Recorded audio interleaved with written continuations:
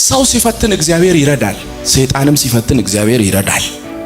በራሳችሁም እንኳን ስትፈተኑ እግዚአብሔር ደርሶ ይረዳል። እግዚአብሔር ራሱ ፈታኝ ሲሆንስ ፈልጋለሁ። እግዚአብሔርም አብርሃምን አብርሃም ሆይ ሲል አብርሃምን ይሏል፣ እነሆኛለሁ ይሏል። አለህ? አዎ። ተመልከቱ ፈተናውን። የምትወደውን አንድ ልጅህን ይስሐቅን ይዘህ ወደ ሞሪያ ምድር ሂድ፣ እኔ በምነግርህ በአንድ ተራራ ላይ በዚያ መስዋዕት አድርገህ ሰዋው አለ።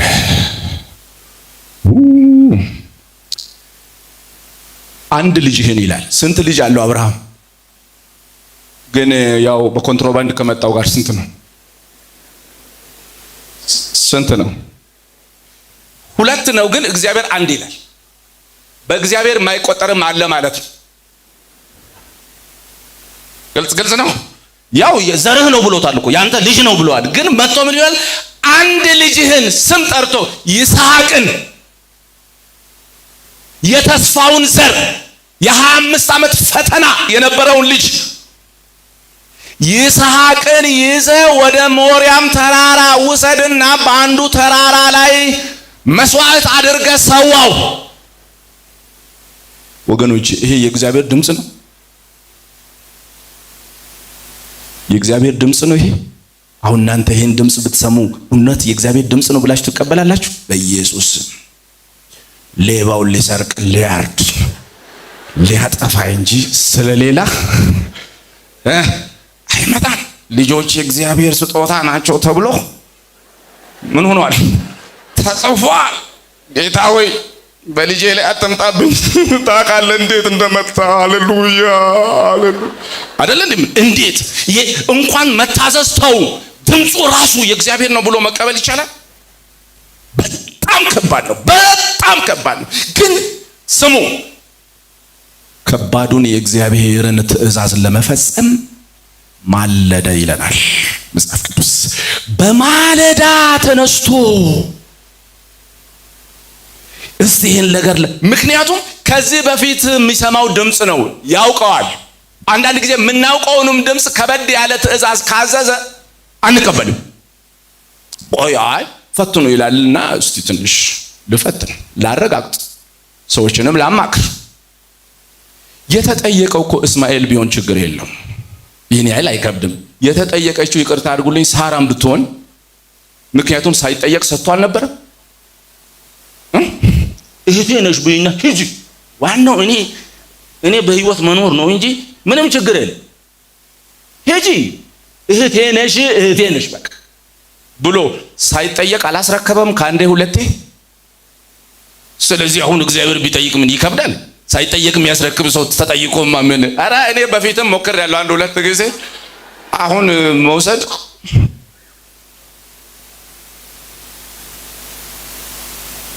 የተጠየቀው እስማኤልም አይደለም፣ የተጠየቀች ሳራም አይደለች። ማን ነው? ይስሐቅ፣ የተስፋው ዘር ተጠየቀ። የሚሰዋበት ቦታ ደግሞ ፈተና ነው። 3 ቀን ተጉዞ የሚደርስበት። ምን አለ ከድንኳኑ ደጃፍ ቢያደርገው? ቀላል እኮ ነው። በሞራልም ተነስታችሁ ምን ችግር አለው ወስታችሁ ታረጋላችሁ። ግን 3 ቀን በሙሉ ሲጓዝ በልቡ ምን ያስባል? ኧረ በኢየሱስ እናቱን እንኳን እኮ አላስፈቀድኩም እንዴ! ወደ ኋላ መመለስ አለብኝ እንዴ? ልጅህ ሞተ ቢባል በህይወት ትኖራለች?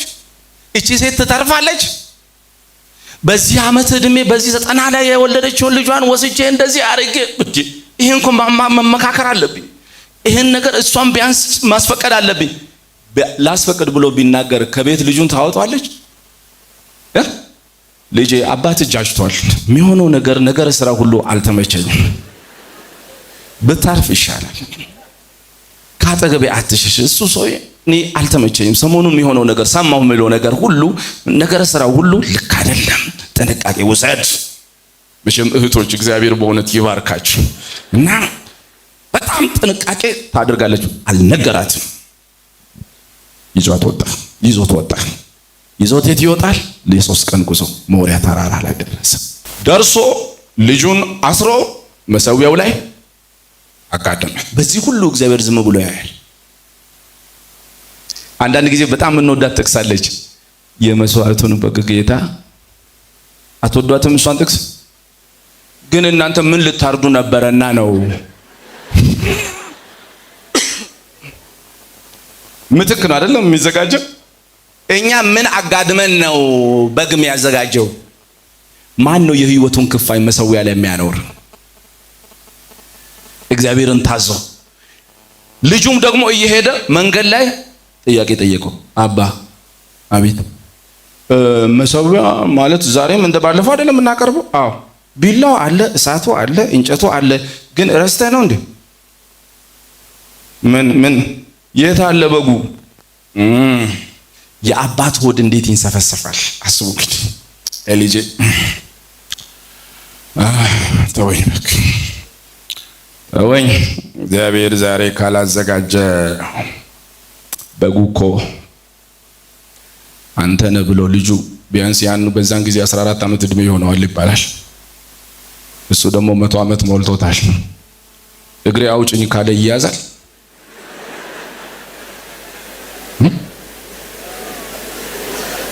ይያዛል? አይያዝም። ከእናትም ደብቆ ከሚሰዋው ከልጁም ደብቆ እንዲህ አይነት ቀን አለ። ከሁሉ ካልደበቃችሁ መስዋዕት ማድረግ የማትችሉት የህይወታችሁ ድብቅ ነገር አለ አይደል? እግዚአብሔርና እናንተ ብቻ የምትተዋወቁት ነገር የለም።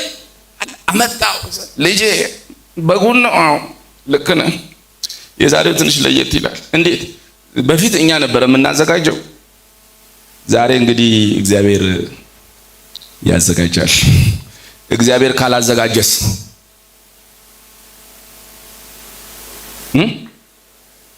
ማን ነው? አንተን አላለውም። ዝም ብሎ እግዚአብሔር ያዘጋጃል። እምነት እኮ እግዚአብሔር ያዘጋጃል። ወሰደ፣ አጋደመው፣ አስሮ አጋደመው። የሚገርመው የእግዚአብሔር ነገር ከዛም አልፎ ቢላ አነሳ። በህይወቱ ክፋይ በአንድ ልጁ ልጄ አንተ ለኔ ውድ ነህ፣ ካንተ በላይ ደግሞ የህይወቴ ውድ የሆነ ከሞት ማህፀን ውስጥ ይሄንን አውጥቶ ሕያው ነገር አውጥቶ የሰጠኝ አምላኬ፣ እኔ አንተን ብገል እንኳን ከሞት አስነስቶ መልሶ ለኔ ሊሰጠኝ የሚችል የትንሣኤ አምላክ፣ ለሙታን ህይወትን የሚዘራ አምላክ። እኔ የማመልከው ሙት አምላክ ሳይሆን ለሙታን ህይወትን የሚሰጥ የሕያዋን አምላክ። እኔ አርዳለሁ፣ ከሞት አንስቶ በእጄ ይሰጠኛል። ባዶዬን አልመለስም። አብረን ከልጄ ጋራ መስዋዕት አድርገን እንመለሳለን። አመነ በእግዚአብሔር። ልክ ቢላ እንዲህ ሲያነሳ እግዚአብሔር ልቡ ተነካ። አብርሃም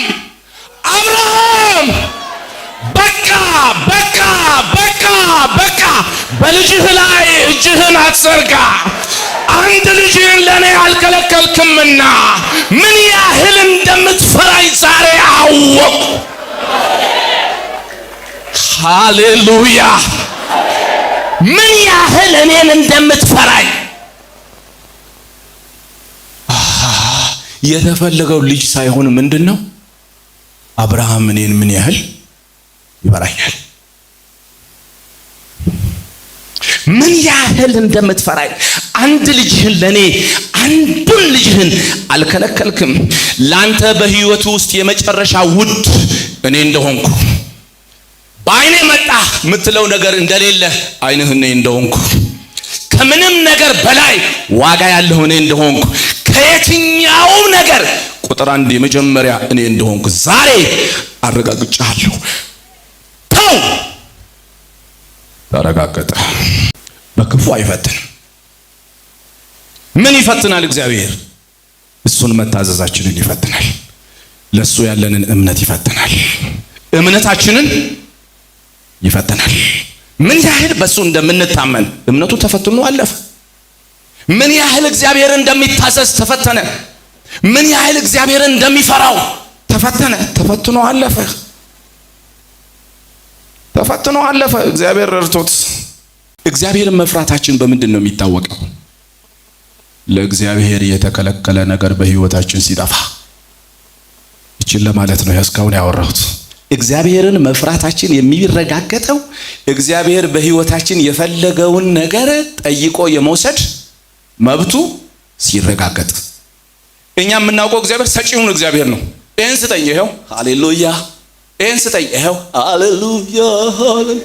ባክ ጌታዊ አምላክ መሆኑን ለማወቅ ፈልጋለሁ። ዘንድሮ በተለይ ዓመት ሳያልቅ በጌታ በኢየሱስም በኢየሱስ ጌታ ስጠኝ፣ ይሄው ሃሌሉያ። ሰጥቶ አንድ ቀን ይመጣና ሰጥቼ ነበር አይደለ? አዎ፣ እስቲ ያኛውን ስጠኝ። የትኛውን? ይሄን በኢየሱስ ስም በጌታ በኢየሱስ ስም። እንዴ እኔም አውቅህ እኮ ሰጪ እንደሆንክ ነው። ደግሞ አምጣ ጌታ ሆይ፣ አንተ የሰጠኝን ጠላት ሊወስድብኝ አምጣ የሚልስ ጠላት ነው እንጂ እግዚአብሔር ነው እንዴ? ሐና ትዝ ትላችኋለች። ሐና ልጅ ስጠኝ ብትሰጠኝ ምን እንደማደርግ ልንገርህ፣ መልሼ ለአንተ። እስቲ አሁን ስም የመጣው መልሶ ወደዛ ለመስጠት ባይመጣ ምን ችግር አለ? 100 ብር ስጠኝና መልሼ 100 ብሩን ለአንተ እሰጣለሁ። አንድ ሰው ካለ ጥቅሙ ምንድን ነው? ምንድን ነው ጥቅሙ? ዝም ብሎ ብሩን አይቶ አንተ 100 ብር ማለት ይሄ ነው። እስቲ ቆይ ልዘርዝረውና 10 ነው። ወደ 1 ብር ሲመጣ ደግሞ 100 ነው ብሎ በ5 ብር ደግሞ ሲደረግ ስንት ነው ምናምን ብሎ ግን ወይኔ ሰጣለሁ ብዬዋለሁ ለካ ለለንጋ ልካና እኮ እንደዚህ አምረረን ከእግዚአብሔር እጅ የተቀበልናቸውን በረከቶች ምን አረግናቸው?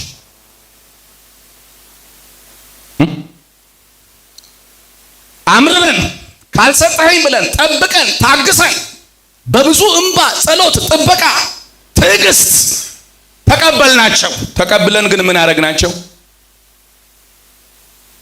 እግዚአብሔርን መፍራታችን የሚፈተሸው የሚረጋገጠው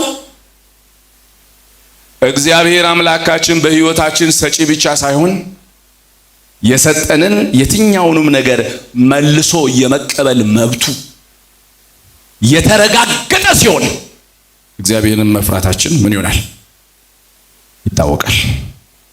እኛ እኮ ትንሽ ነገር እንደው እግዚአብሔር ከእጃችን ሲወስድ አላገለግልም ወይ ለምን እንደወሰደ ምክንያቱን ይንገረኝ ጌታ። ሁሌ ምክንያት መንገር አለበት። እኛን ቁጭ አድርጎ ይኸውልህ ለምን እንደምወስድ ልንገርህ። አዎ አንደኛ በዚህ ምክንያት፣ ሁለተኛ በዚህ ምክንያት፣ ሶስተኛ ይሄ እኮ ከጂ ነው። ሁሉን ያብራራ ነው። ስንት ያልተብራራ ነገር አለ። ህይወትን ማብራራት ከጀመራችሁ ማብራሪያው ራሱ ያደክማችሁና ትተውታላችሁ። እግዚአብሔር ዝም ብሎ ከህይወታችን መጥቶ አምጣ ብሎ መውሰድ ይችላል አይችልም? ይችላል። ያ እውነት ነው። የተፈተነውን ራስህን ለሌሎች ልታቀርብ ምን ሁን ትጋ። የተፈተነ በየህይወታችሁ ውድ የህይወታችሁ ክቡር ነገር የህይወታችሁ ቁጥር 1 የህይወታችሁ መተካ የሌለው የመጨረሻ ነገራችሁ እግዚአብሔር ቢጠይቃችሁ ምንድን ነው የምታደርጉት? እኔ አንድ ጊዜ የሆንኩትን ልንገራችሁ። ይሄንን በሌላ መልኩ ቤተ ክርስቲያን ሰብኬ ቤት ሄዳለሁ። ሲሄድ ቆይ አሁን ጌታ አንድ ወንድ ልጅ ነው ያለኝ፣ ልጄን ነው ወሰድና እዛ ዳሞታ ተራራ ላይ ይረድልኝ ብትባል ምን ታደርገዋለህ? ተጨነቁ።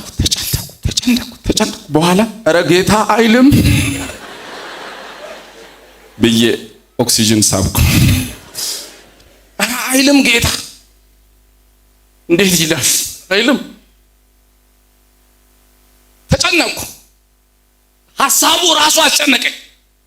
እንዴ እኔው ራሴ በገዛ እጄ ልጄን አይልማ ጌታዬ አይልም።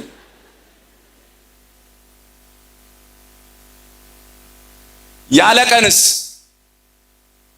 እግዚአብሔርን ምን ያህል እንደምትወጂው፣ እግዚአብሔርን ምን ያህል እንደምትፈራው፣ እግዚአብሔርን ምን ያህል እንደምታምነው፣ እግዚአብሔርን ምን ያህል እንደምትፈሪ፣ እግዚአብሔርን ምን ያህል እንደምንታዘዘው ያን ቀን እግዚአብሔር ያየናል። አብርሃምን ስንት ዘመን ኖሮ ምን አለ? እኔን እንደምትፈራኝ አሁን አወቅኩኝ። እስካሁን ሲኖር አልታወቀም፣ አልተፈተነማ።